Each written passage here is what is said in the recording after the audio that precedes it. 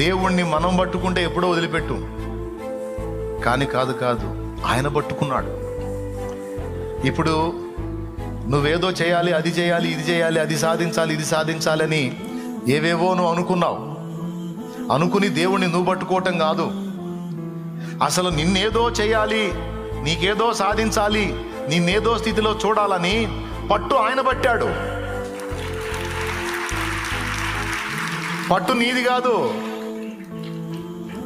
నువ్వు పడితే వదులుతావు. నీ బతుకు నా బతుకు తెలియదు, మన సంపడం తెలియదు మనకి.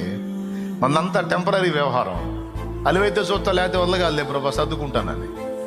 ఇప్పుడు నేను సర్దుకుంటానని వదిలిపెట్టట్లా ఆయన, అది ఇప్పుడు వచ్చిన గొడవ.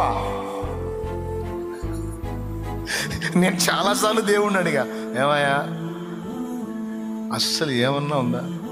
నేనేదో అడవిలో బతికేవాడిని, అరణ్యపు జీవితంలో ఉన్నవాడిని, నన్ను తీసుకొచ్చి ప్రజల ముందు నిలబెట్టావు, అసలు ఏమన్నా ఉందా? నిజమండి, అసలు ఈ లోకంతో నాకు సంబంధం లేదు, నేను దేవుడు మేము ఇద్దరం అడవిలో ఉంటామని అలా బతుకుదాం అనుకున్నోడి నేను. నన్ను తెచ్చి జనాల మధ్యలో వేసి ఒక రేంజ్లో ఆయన పని చేస్తూ ఉన్నాడు.